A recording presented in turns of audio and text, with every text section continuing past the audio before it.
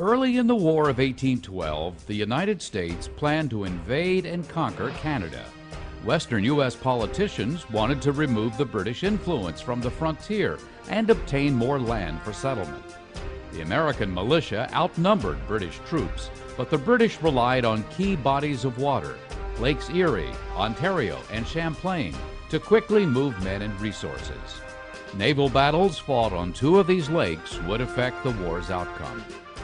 The Battle of Lake Erie, also known as the Battle of Put-in Bay, took place in September 1813. British control of Lake Erie had given them control of American territory, including Detroit.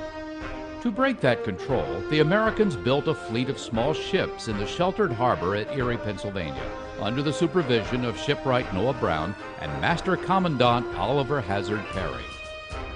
Months earlier, Perry's friend, Captain James Lawrence, was mortally wounded in the devastating loss of USS Chesapeake. Perry was inspired by his friend's dying command, "Don't give up the ship," and had a flag made bearing those words, which he flew at the masthead of his flagship, the Lawrence, named for his fallen friend. As Perry's fleet rapidly took shape, British Commodore Barclay was quick to reinforce his own fleet, building HMS Detroit to defend the lake against the anticipated American attack. On September 10th, a day with light wind, Perry brought out his ships against his British counterpart. His flagship, Lawrence, engaged the center of the British line and was battered by the enemy's long guns. Taking down his flag from his badly damaged ship, Perry was rowed to the brig Niagara, where he resumed the fight. At that moment, the wind picked up, giving Niagara and the rest of the American ships a decisive advantage. When Barclay surrendered, the Americans regained control of the lake and their territory.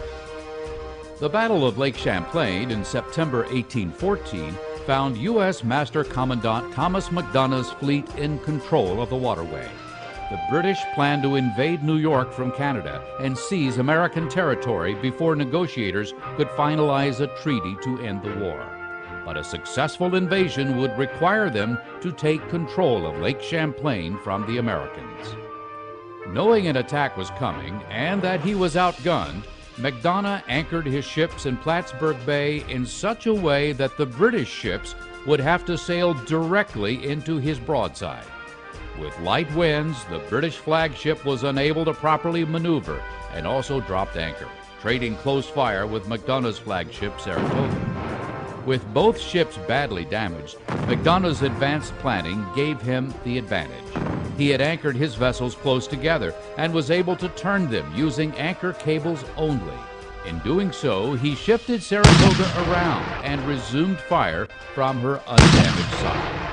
The British flagship Confiance was unable to match this maneuver and surrendered. The British invasion force was forced to retreat from American soil because the strategically important waterway remained in U.S. hands. America's Navy, keeping the sea free for more than 200 years.